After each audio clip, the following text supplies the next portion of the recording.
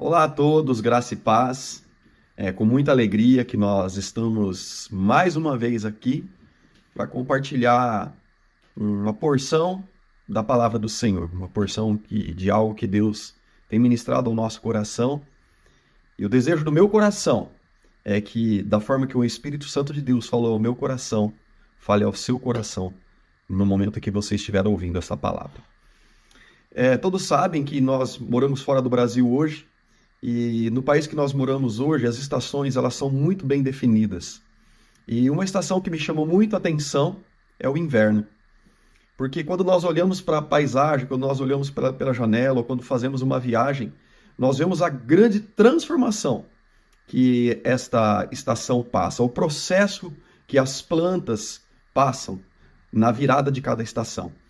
E no momento que nós estamos vivendo agora, então nós podemos ver as árvores ainda muito verdes, algumas folhas começando a amarelar, porque nós estamos no finalzinho do verão, quase entrando no outono. Então nós vemos que as plantas elas estão se preparando para entrar num novo processo, para entrar num novo ciclo.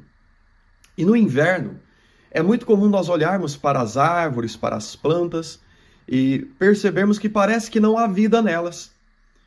Ficam somente os galhos. Todas as folhas caem, não existem frutos, passa até uma aparência de morte, por causa da sequidão das árvores.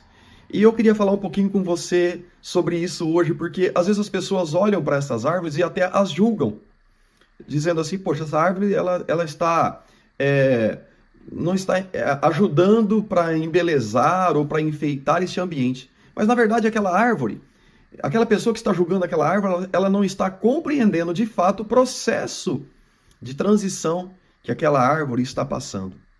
E muitas vezes nós agimos assim com a vida das pessoas e agimos assim com as nossas vidas.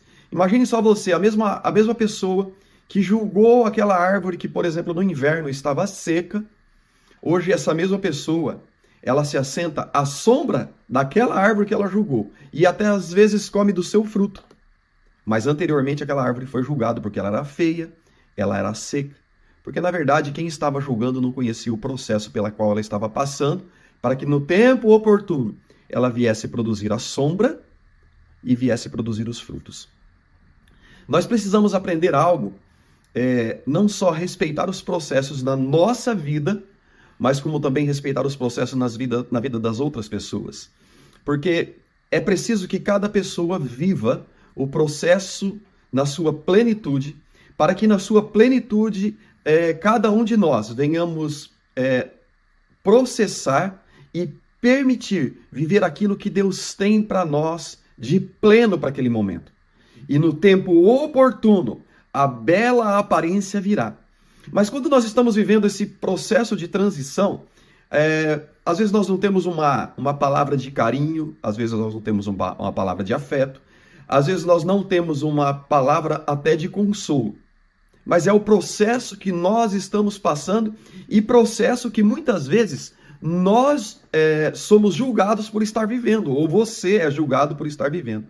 E eu queria convidar você, neste momento, a compreender o que você está vivendo, o que Deus está permitindo você viver, ou então o que Deus está permitindo aquela pessoa que está próxima de você viver.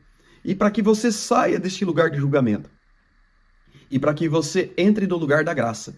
A palavra do Senhor em Romanos, capítulo 12, versículo 1 e 2 diz o seguinte: Portanto, caros irmãos, rogo-vos pelas misericórdias de Deus, que apresenteis o vosso corpo como sacrifício vivo, santo e agradável a Deus, que é o vosso culto racional. Em algumas versões diz, o seu culto espiritual. E o versículo 2: E não vos amoldeis ao sistema deste mundo, mas sedes transformados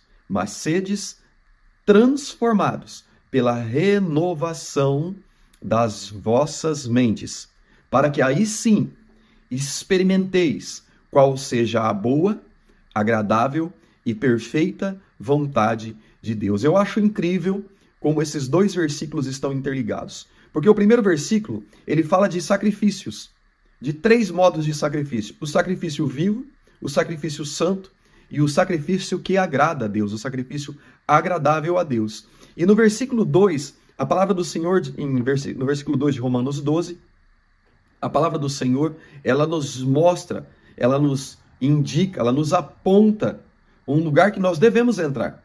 Nós devemos experimentar a boa, a agradável e a perfeita vontade de Deus. E não tem como nós vivermos a boa vontade de Deus sem antes conhecermos o que é um sacrifício vivo. Não tem como nós experimentarmos a agradável vontade de Deus sem antes conhecermos o que é santo diante de Deus. E não tem como nós agradarmos a Deus de forma que Ele se agrade, não nós. Ele se agrade de nós se nós não conhecermos a sua perfeita vontade. Então você percebe, e o que o Espírito Santo de Deus ministra no meu coração nesse texto, é que nós, quando entregamos a nossa vida para Jesus, nós entramos em um processo de transformação. E às vezes nós não respeitamos os limites do processo. E por pressa, talvez de uma urgência ministerial, ou por um clamor de um líder, nós vamos ultrapassando processos. E nós precisamos entrar num lugar em Deus, onde nós venhamos provar de cada momento da nossa vida, de cada estação da nossa vida. Então veja bem, eu queria pensar com você em duas palavrinhas que se encontram no versículo 2, que está diretamente ligado ao versículo 1. Primeiro, não vos amoldeis.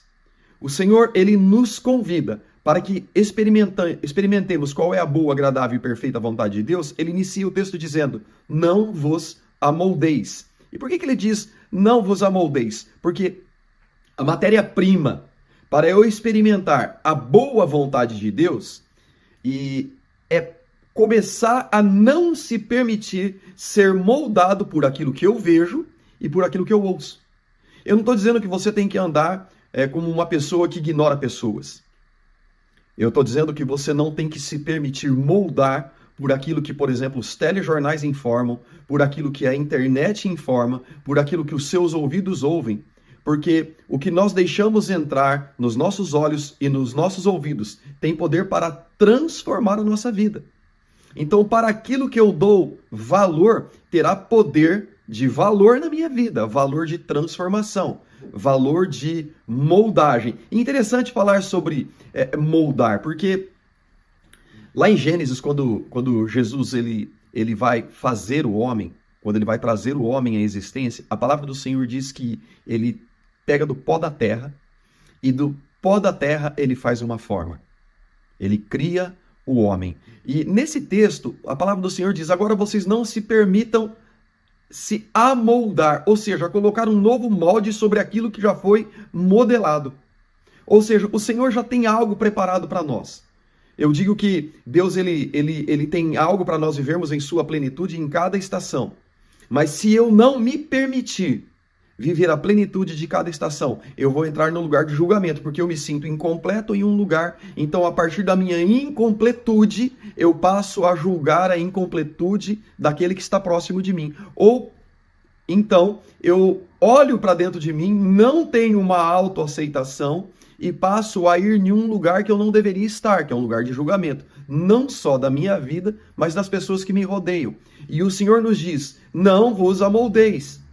Então, se eu quero permitir que algo me molde, não pode ser o mundo. Olha o que diz Mateus 24:11, de 11 a 13. E surgirão falsos profetas e enganarão a muitos. E por se multiplicar a iniquidade, o amor de muitos se esfriará.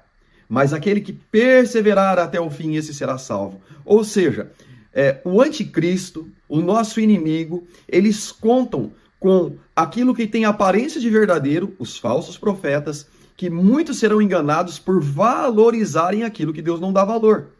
E se tem algo que molda a vida de um ser humano hoje, é o ter e não o ser. E eu posso me permitir ser amoldado se eu partir por ter e não ser.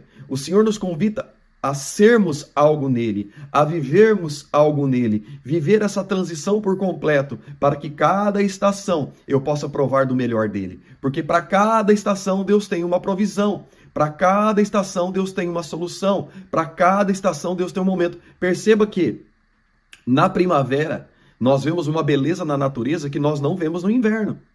Mas aquela estação do inverno, na verdade, ela é uma preparação para a frutificação.